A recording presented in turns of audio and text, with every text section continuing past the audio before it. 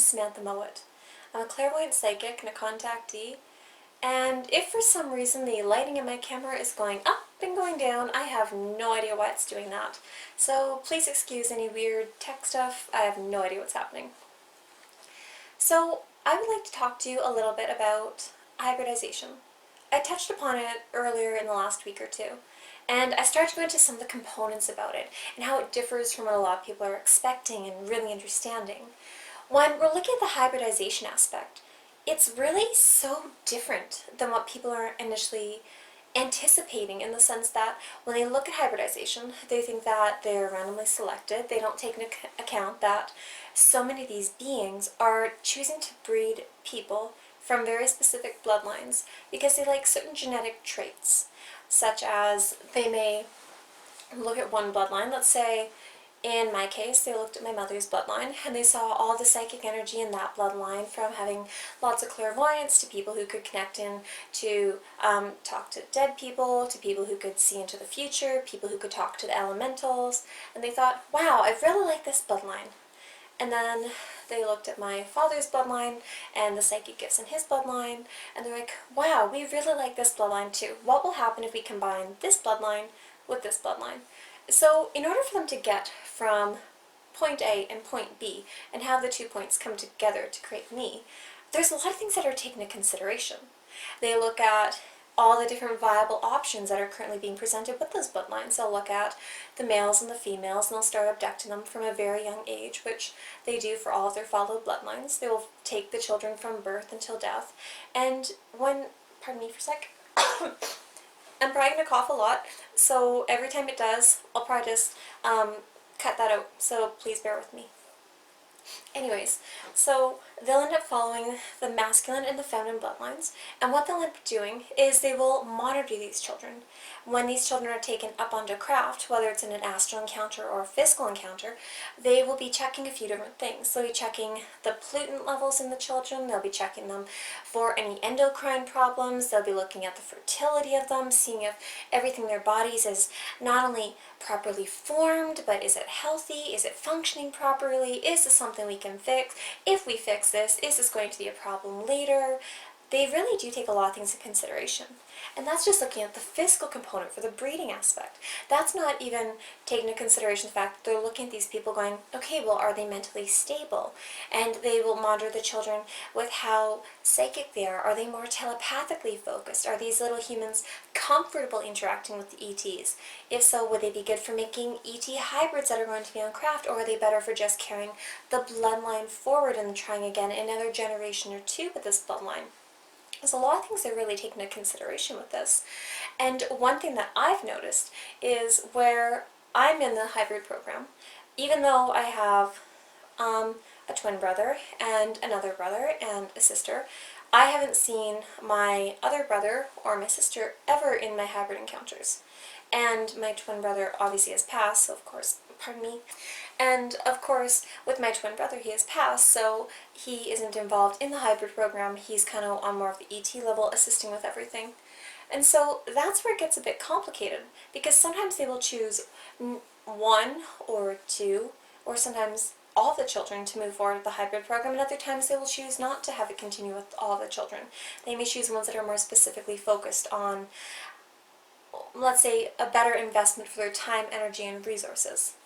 Because they're taking into consideration as humans evolve, and as the humans go from being small children and babies into being teenagers, are there signs of mental problems happening? Are there signs of hormonal fluctuations? Are these humans gravitating towards drug and alcohol use? If so, are they abusing it? How is that affecting the body? Are we able to give them telepathic suggestions to not go forward with those things? Are they listening? There's a lot they really do take into consideration. Because for a lot of us, when we're quite small, we'll end up meeting a lot of our potential genetic matches and spouses on craft from quite a young age. Normally we'll meet them when we're small children, and we'll start going to school together on craft, which is really quite wonderful when you start to look back on your life and the people that you've had these encounters with for years, because some of them, you may not meet them in person until your 20s, your 30s, your 40s, but when you eventually do meet them, it's like, oh my goodness, there's this instant sense of recognition and connection that you share with them, and it's really quite a beautiful experience. even in the last several years, I've had the pleasure of meeting several of the men that I've had contact experiences with, some of whom I have hybrids with, and others of whom we've had more of that intimate connection that goes on with hybridization, but weren't successful in making good hybrids together, and so we'd be switched out and paired with other people. Just for a moment. Thank you. And so there's always that taken into consideration as well. And so when we're looking at all of this and what they're doing, if they're not able to have really successful hybrids made between two people, like let's say for instance with my combination of DNA, with me having things like obviously having human DNA, so I've got my Palladian aspect of my soul, I've got the gray aspect of my DNA, I do have Arcturian in my DNA, I do have Reptilian in my DNA, there's a lot of different components within my genetic structure. But let's say I'm bred with someone who doesn't have a lot of those connecting factors. He and I may only have 1 or 2 points of connection where we share similar species. And so when he and I breed, we may not make healthy, happy hybrids. Our hybrids may have genetic problems, they may be more prone to mental imbalances or whatever. And so because of things like that, we would not be paired past 1 or 2 breeding cycles. We'd be switched out with each other for other people, which is something that really should be taken into consideration when we're all looking at our hybridization experiences, especially in relation to orchestrated relationships, because that is something that goes on. And so when I'm looking at all this, and we're just keeping the MyLab stuff completely aside for now because that's a completely different bucket of worms that we'll get into another time, but when we look at just the ET orchestrated aspect of hybridization, they really do take a lot of things into consideration. Now, what isn't commonly talked about is when we're looking at hybridization and we're looking at the use of bringing people together to create hybrids, you can have all sorts of beings bringing this forward.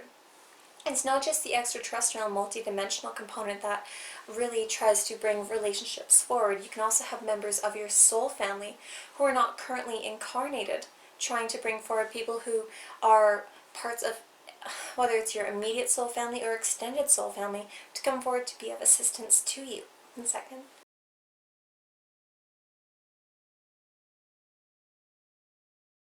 Oh, stupid cold. So you're probably wondering, well, what do you mean by that? What do you mean by members of my soul family? What is a soul family? Well, a soul family is when you are first created by God, source, universe, whatever you want to call it. We tend to be created in these sections or clusters. There will be these energy sections that come out from this prime energy field, and there will be smaller groupings of them. So for instance, like let's say there's a cloud of energy in front of me and that's source, and then a little section comes out, and that could be a small ball of energy. And that section can divide into like 4 or 5 different clusters, into like these little sections, pairs of like 2 or so. And everyone within that little soul cluster, that group of 10 beings, would all be members of your soul family, including yourself.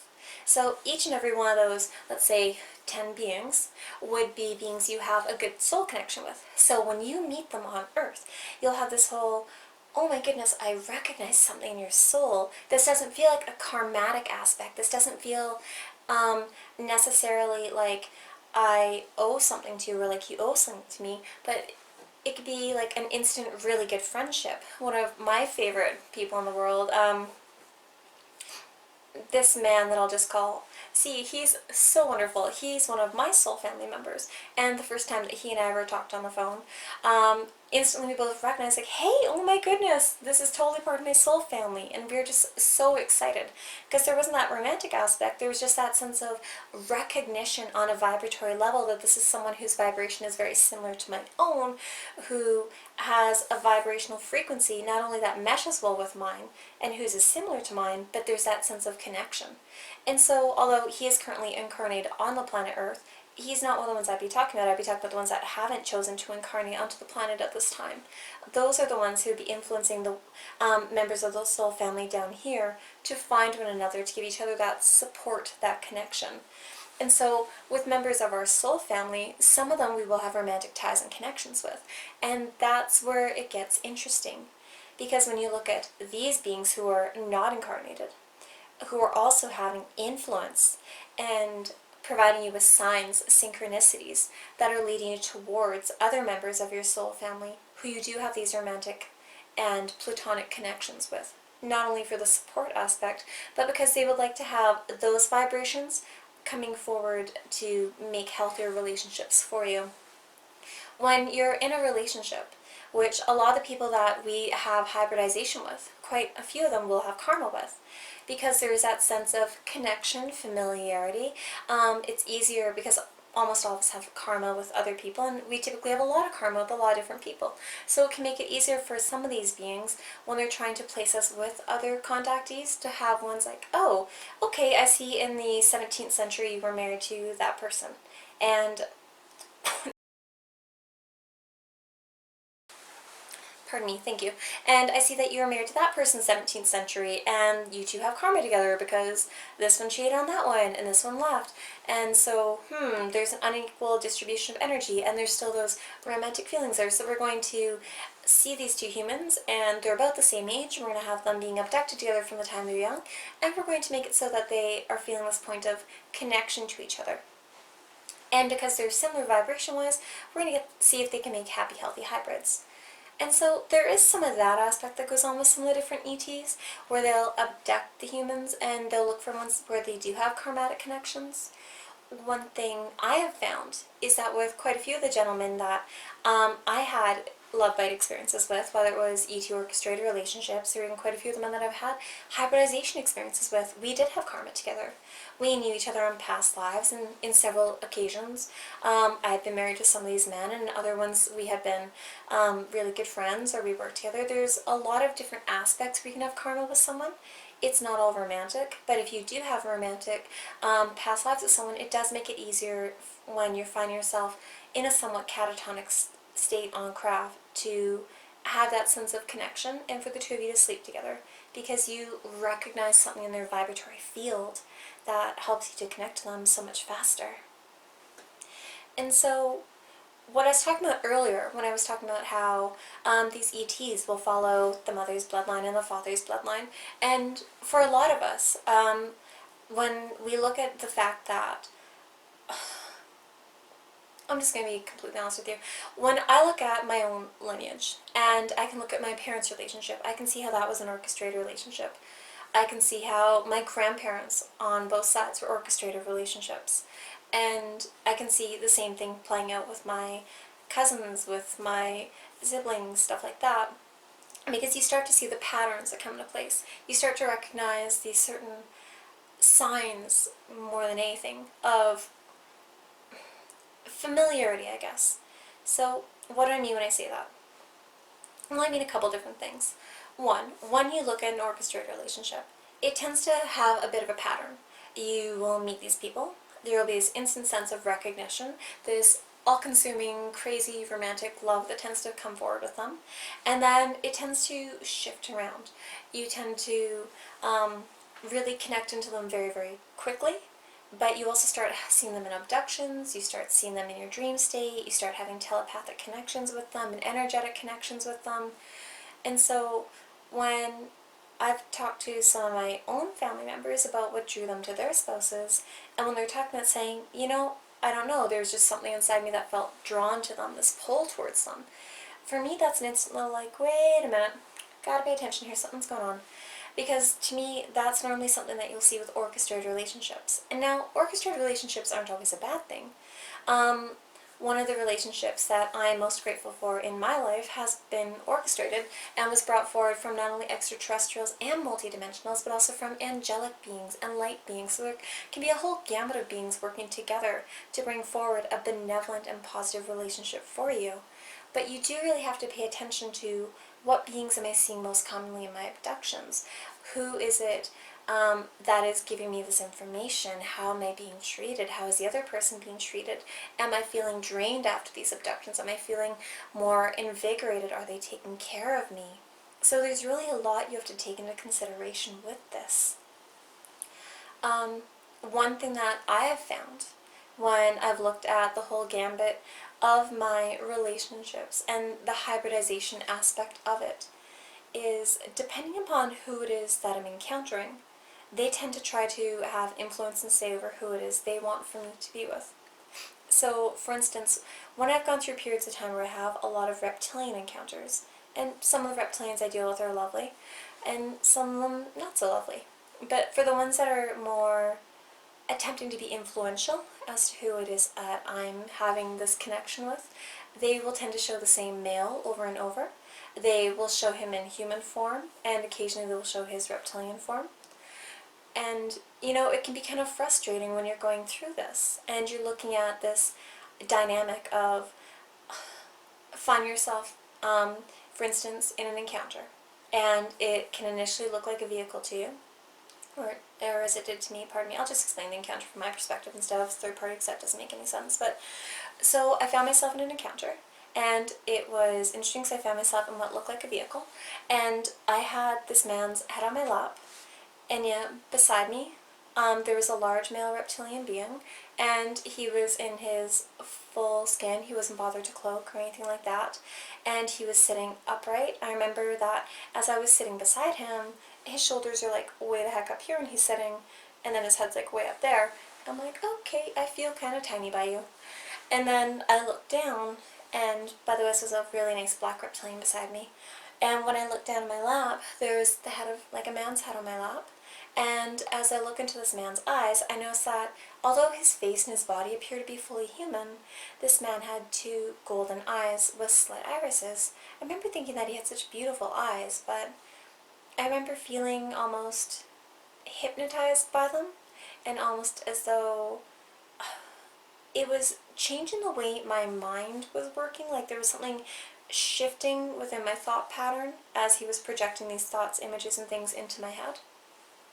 And I've seen this male quite a few times in a lot of my reptilian experiences, and he's one of the ones that they are pushing forward for me to have a relationship with.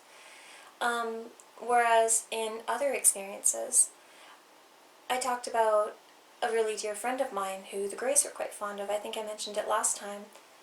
And anyways, this man and I made really good Grey hybrids together. Really happy, healthy ones that they were a nice combination of human and Grey, like, genetics.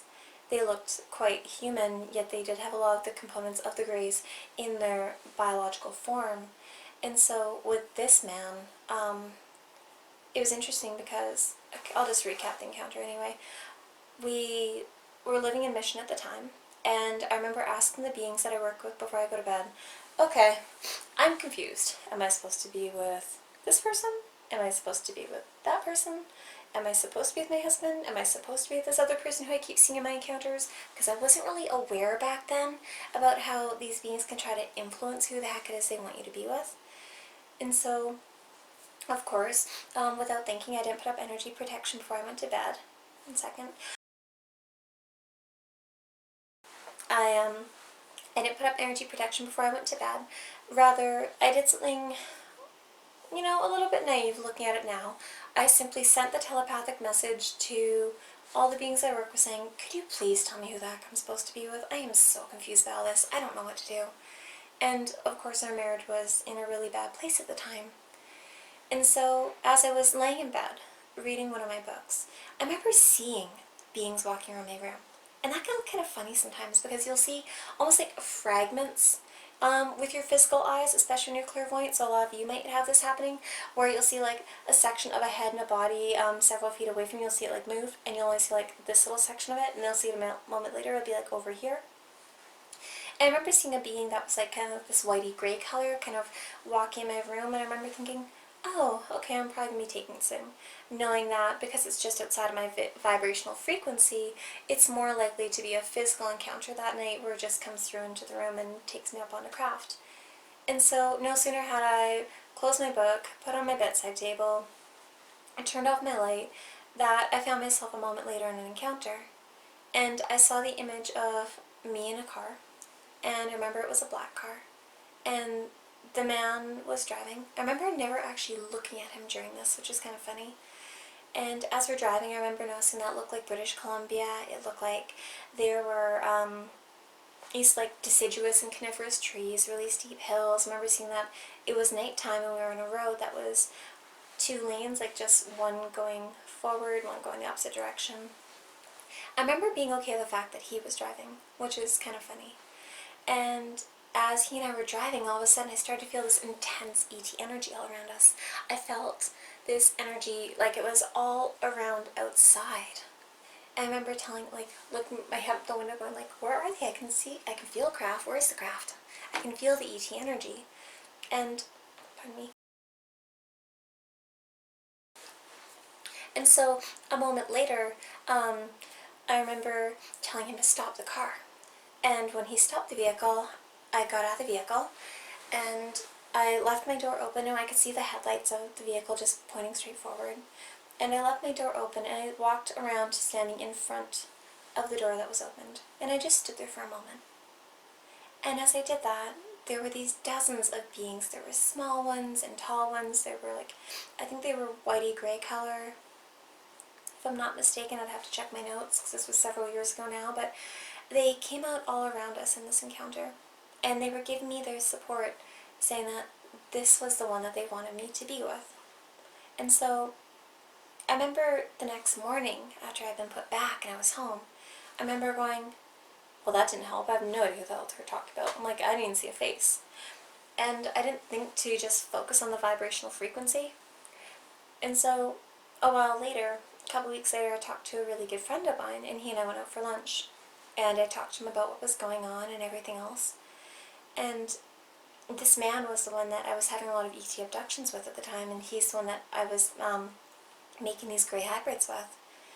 And so I remember when he and I went to the park to go for a walk, just so we could talk more, I remember seeing that he had changed vehicles, and he had bought the exact vehicle they had shown me in that encounter.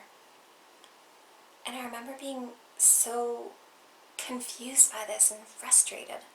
But this has to do with the orchestrated relationships aspect, because these beings, the whites and the grays, they were the ones pushing this man forward. They liked his vibration. They liked his energy. They did not like the genetics of my husband, nor his vibrational frequency, because it was not compatible for them. It was not a good fit for their program and what they were intending to do. And so that was fine. But then I remember a while later, I saw this man in my encounters on off over the course of the next 2 years after that.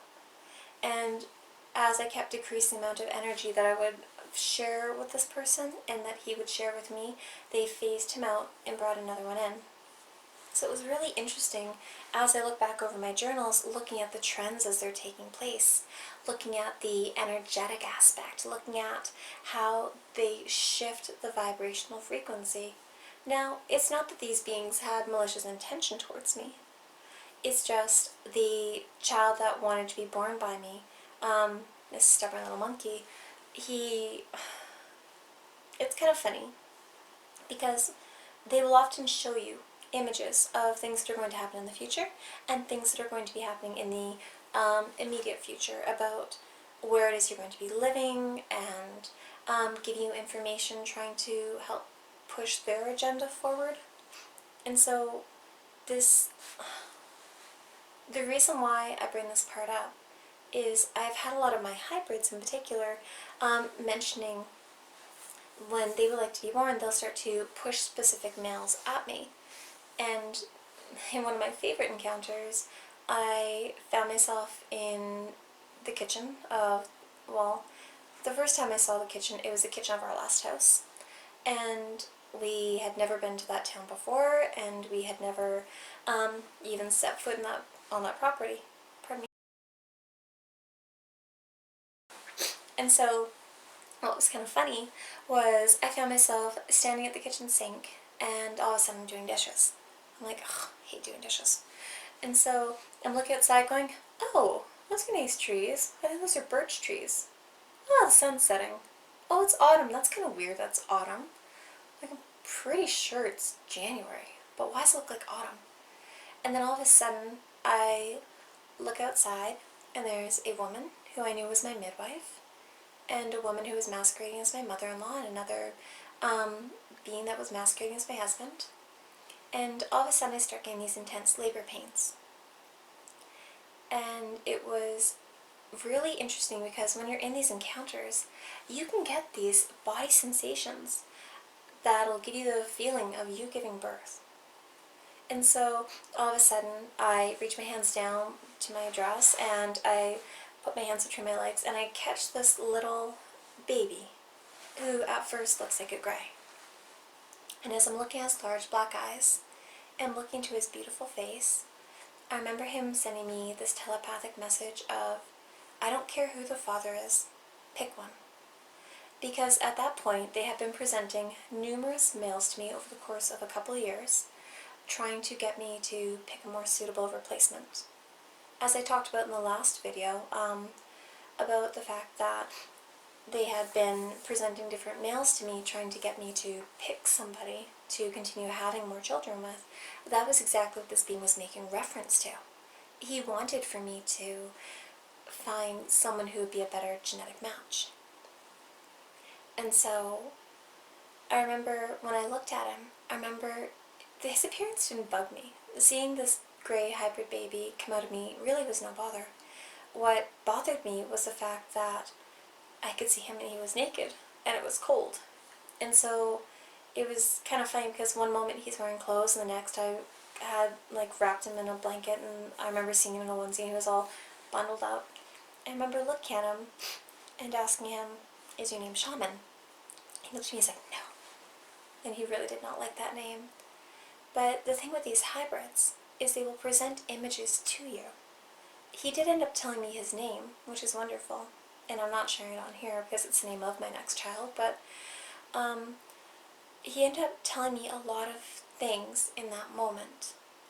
He ended up showing me about the other hybrids I have and how he had waited a very long time to have me as his mother. And at the time I thought, well, that's silly. I've only thought about, we hadn't had a baby at that point, 4 years. I was like, why have you waited so long? What are you talking about? I was just pregnant a while ago, buddy. And so what happened was he had missed his window when we decided to stop after my second, which had frustrated this little being. 1 second. Thank you. Anyway, so because this little guy had missed his window, he was the one who was pushing for the replacement to come forward so much sooner. And I remember thinking, oh my goodness, I have this kid that wants to be born, which is something that I had talked to my dear friend about when he and I were walking around the pond. And it was completely fine that he didn't want to have more kids, and I get that.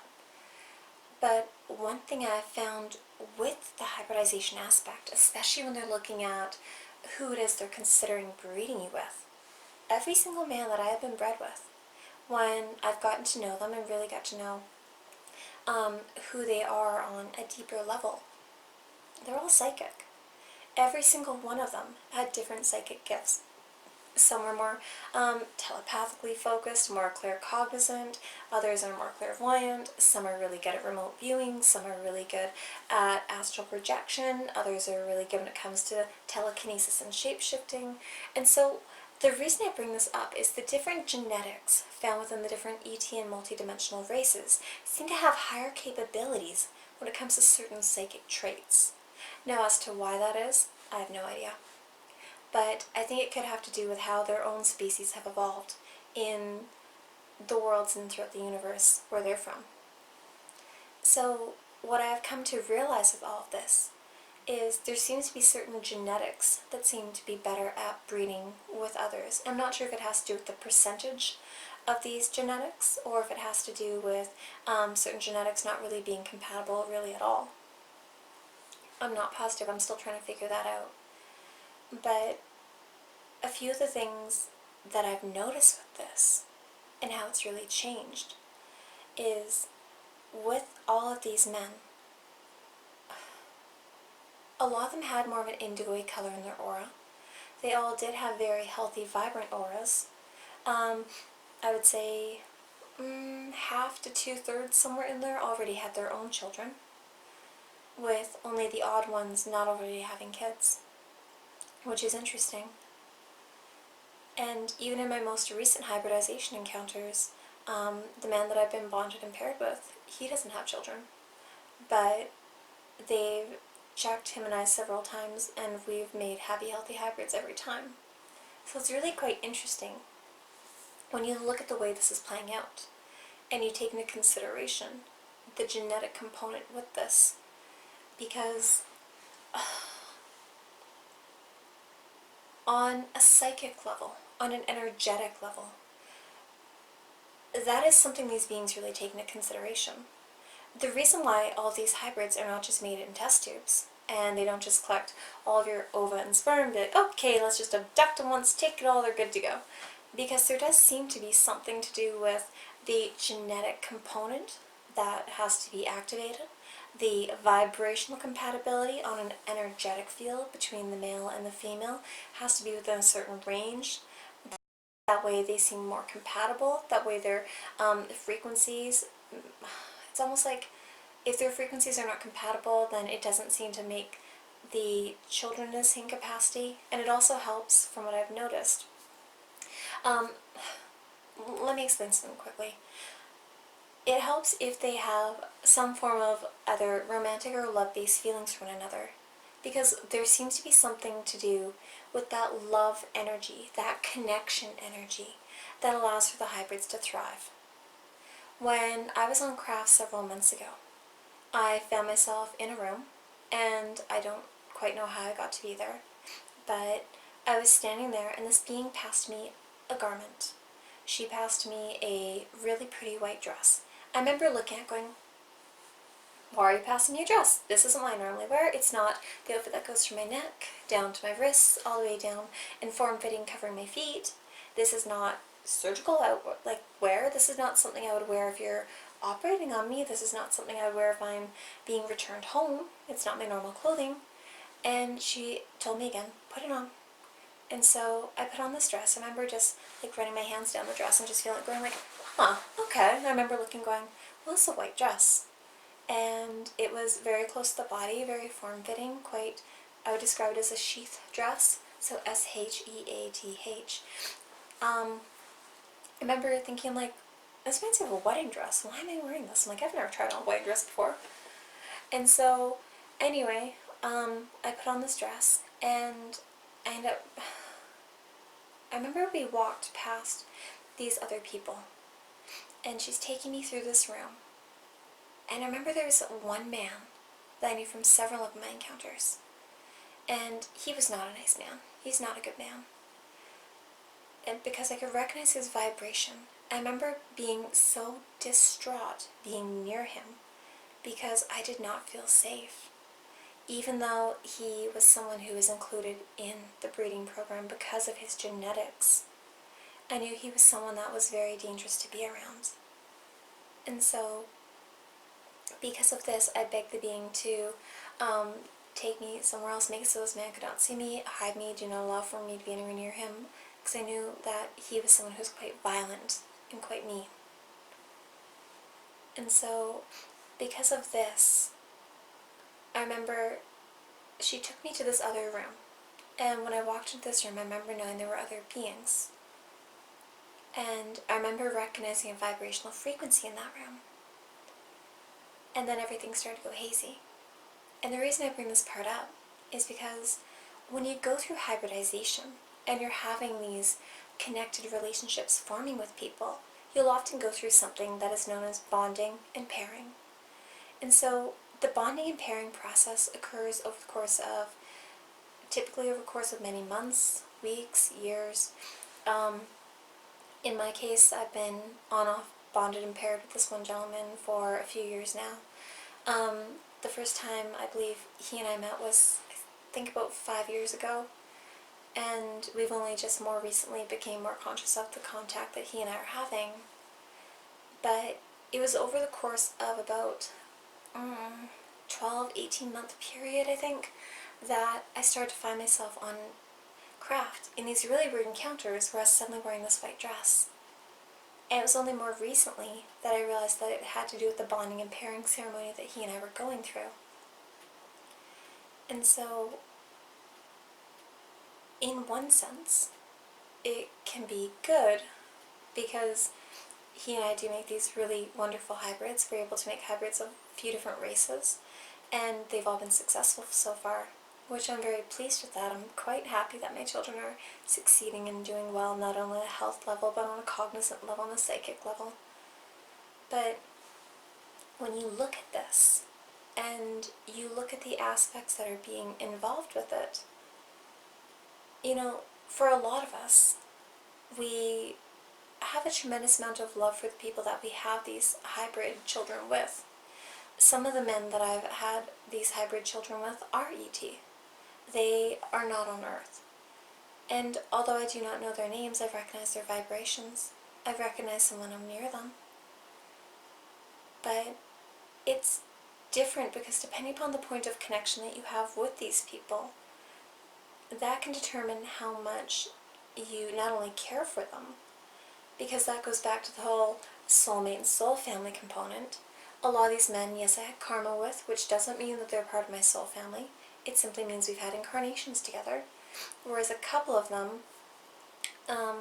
well, one for sure is part of my soul family.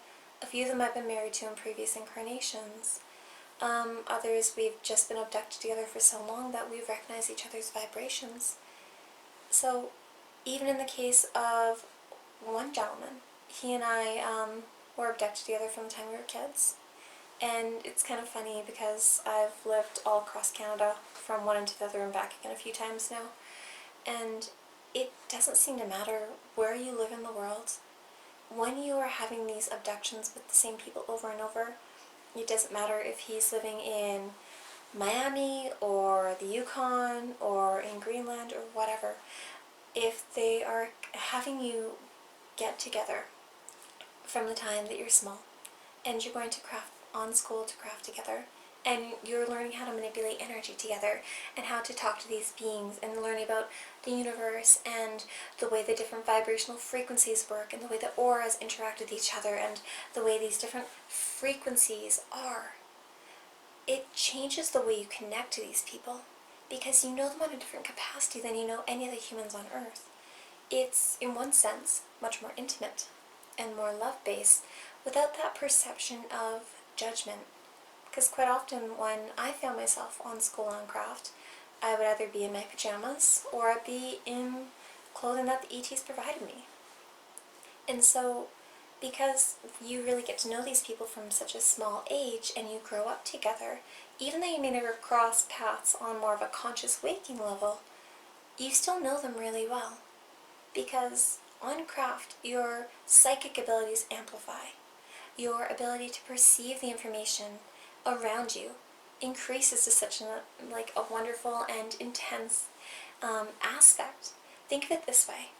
When you're going about your day-to-day life and you're walking into, let's say you walk into a Starbucks, and normally you're a fairly energetically sensitive person, you can look at that person and be like, oh, okay, that person's really sad, that person's really stressed, this person's having a good day, that person's stressed about money. You might get little tidbits like that about people.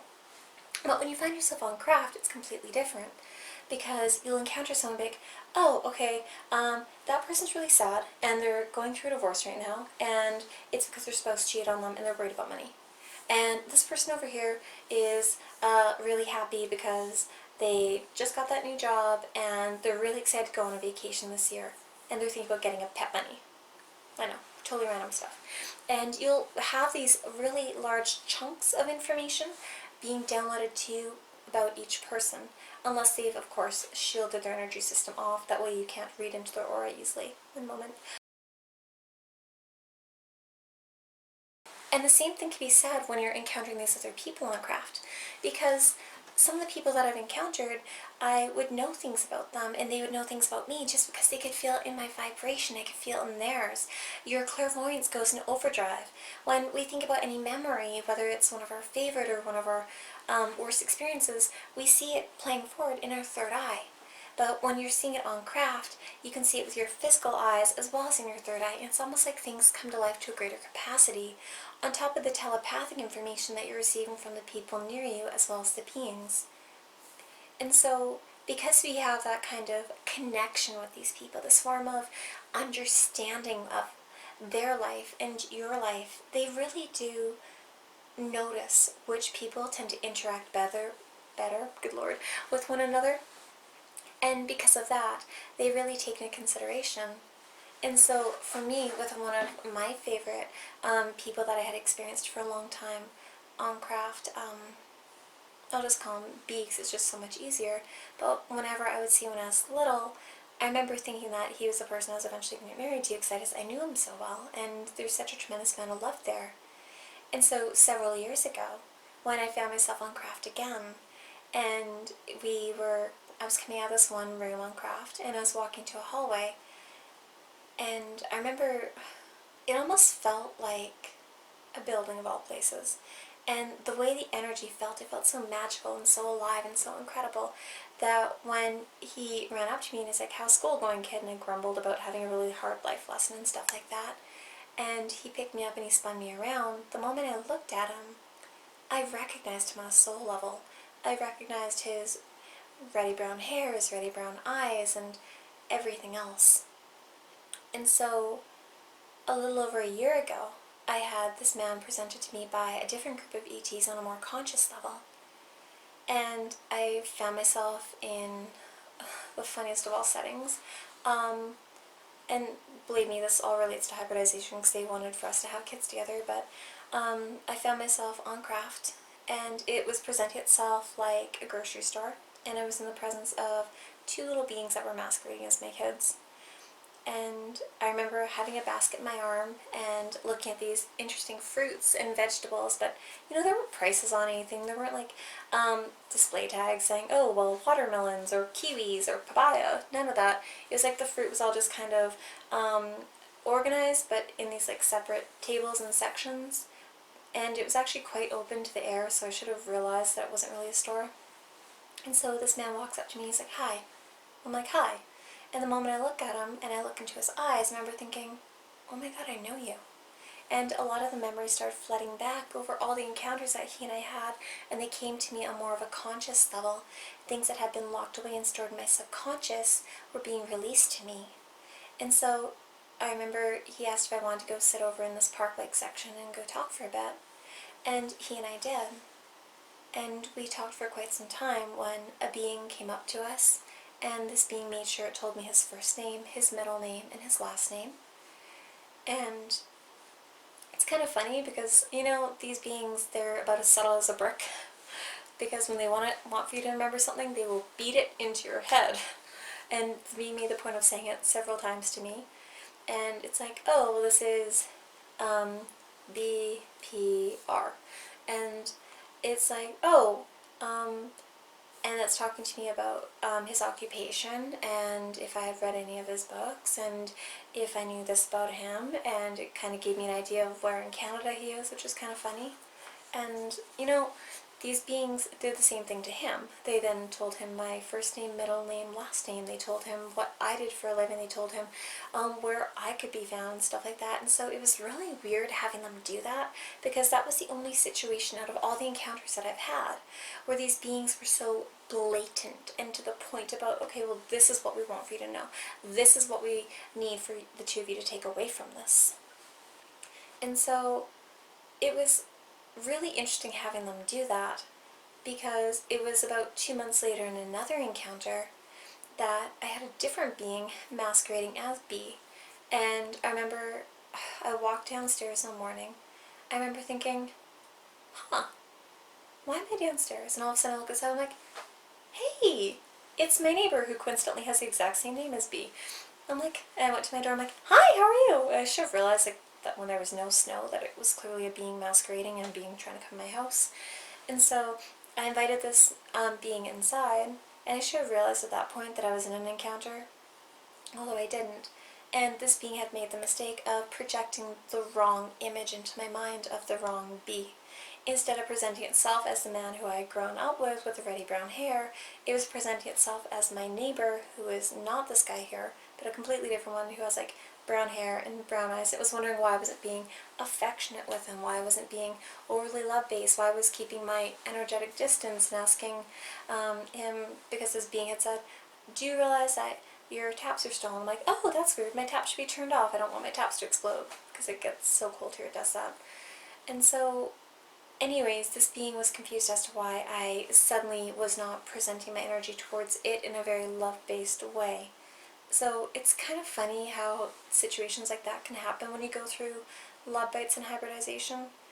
Granted, B and I do have several ET kids together, but with him it's different because they're not typically gray type babies. They're a little bit different than that.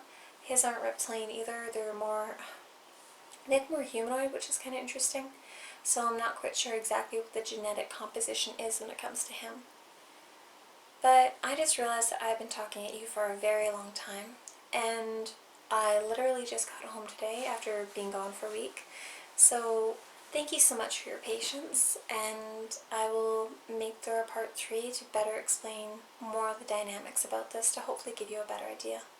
Peace, love, and light. Bye.